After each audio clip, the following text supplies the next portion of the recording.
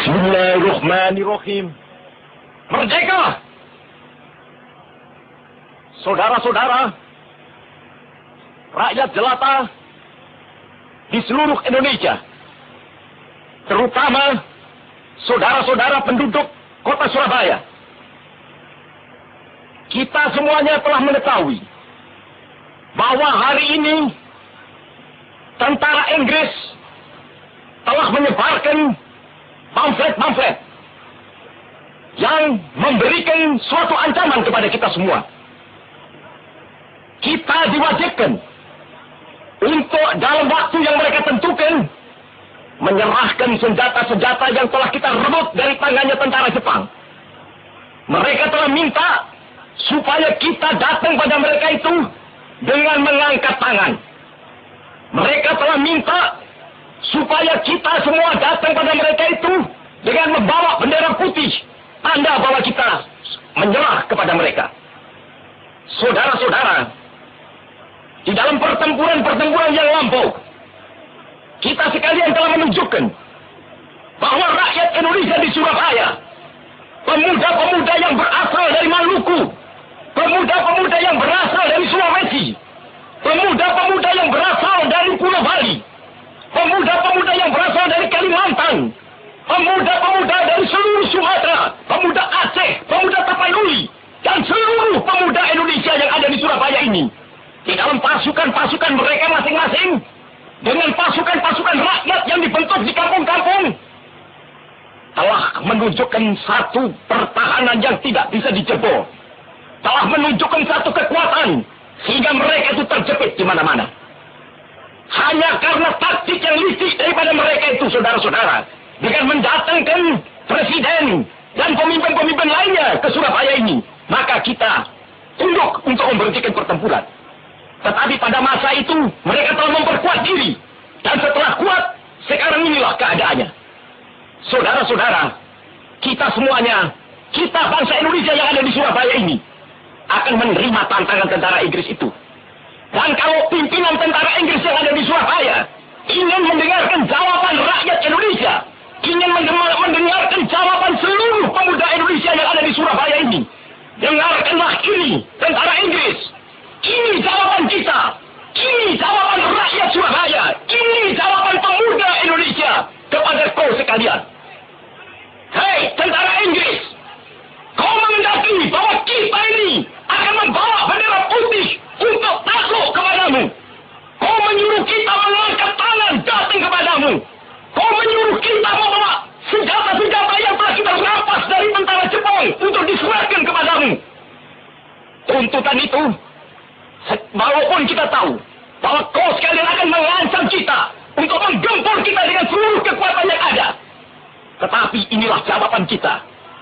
Selama banteng-banteng Indonesia masih mempunyai darah merah yang dapat membuat setarik kain putih, merah dan putih, maka selama itu tidak akan kita mau menyerah kepada siapapun juga.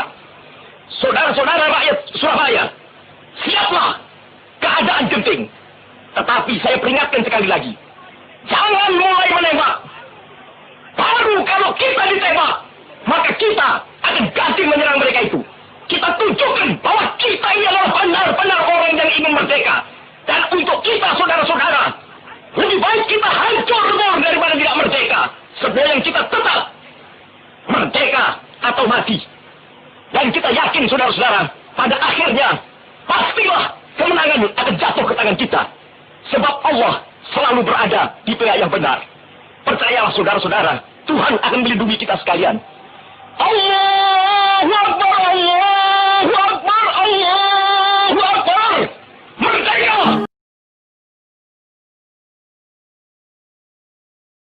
Assalamualaikum warahmatullahi wabarakatuh. Apa kabarnya anak-anak hebat yang soleh dan solehat? Semoga kita semua berada dalam penjagaan Allah Subhanahu wa Ta'ala. Baik, topik kita pada pagi hari ini mengawali pembelajaran BDR semester 2 kelas 6. Ya, buku tematiknya adalah 6G dengan tema kepemimpinan. Namun, tema kita hari ini adalah tentang pidato. Ya. Pidato adalah kegiatan berbicara di depan umum dengan susunan yang baik untuk menyatakan pendapatnya atau memberikan informasi tentang suatu hal kepada orang banyak.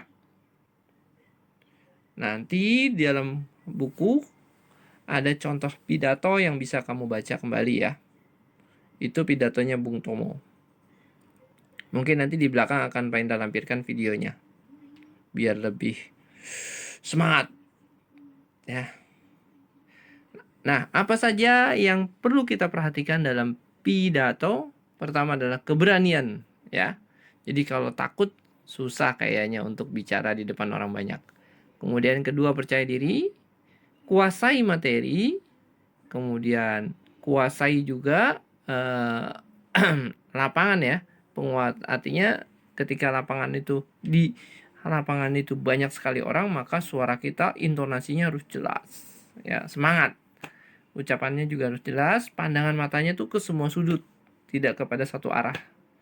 Kemudian tampilan kita, sikap kita juga perlu diperhatikan. Teknik atau metode berpidato, ada yang menghafal, ya kan? Benar-benar dihafal gitu ya, setelah dia tulis. Kemudian ada yang improvisasi, otodidak, langsung, ya kan? Tanpa persiapan. Biasanya orang-orang ini adalah orang yang sudah punya pengalaman. Ya.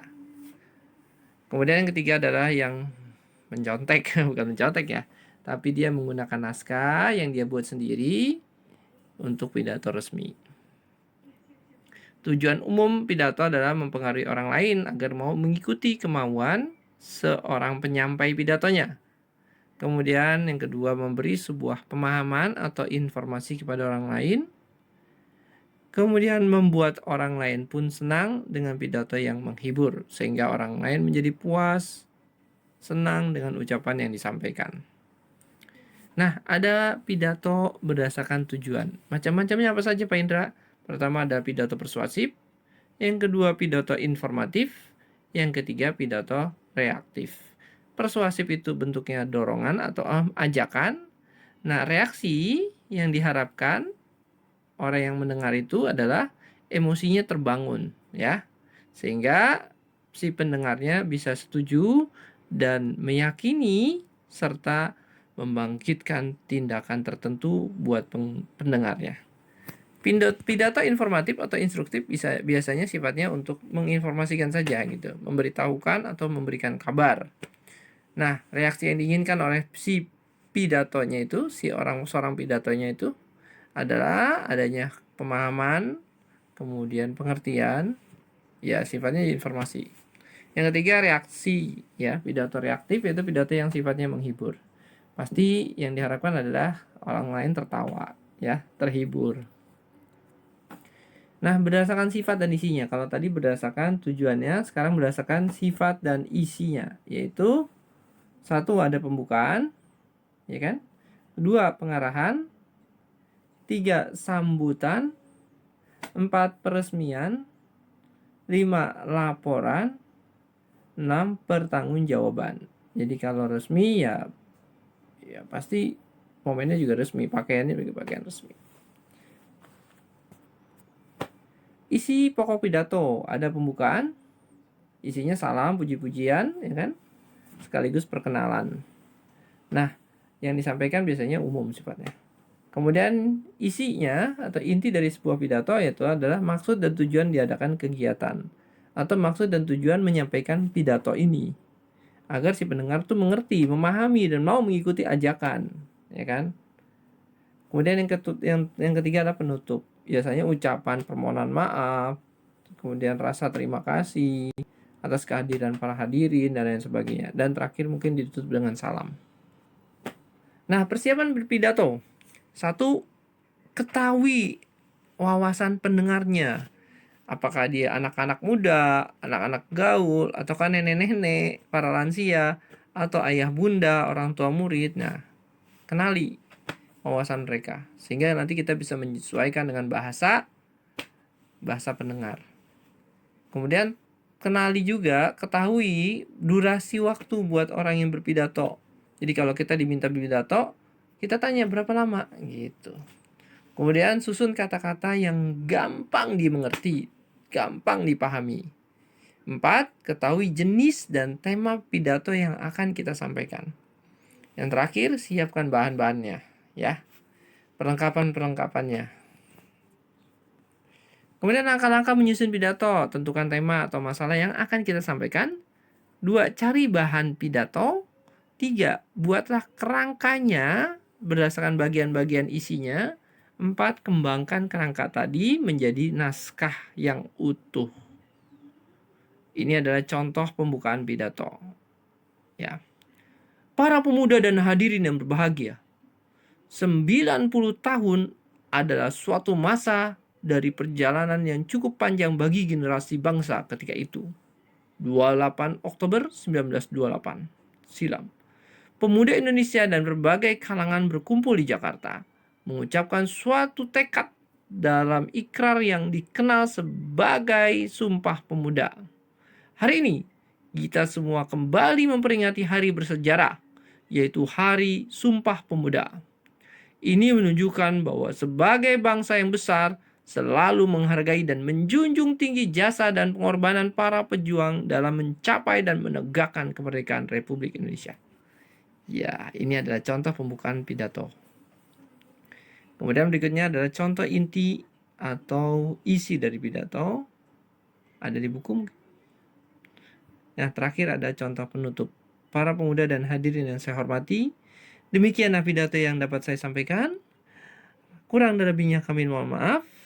Sekian dan terima kasih. Baik, anak-anak sekalian, sudah selesai topik kita pada hari ini. Silakan buka buku kalian halaman 36, 54, 55, 76, 102 dan 103 sebagai latihan buat kalian agar bertambahlah wawasan kita semua. Itu saja. Wassalamualaikum warahmatullahi wabarakatuh.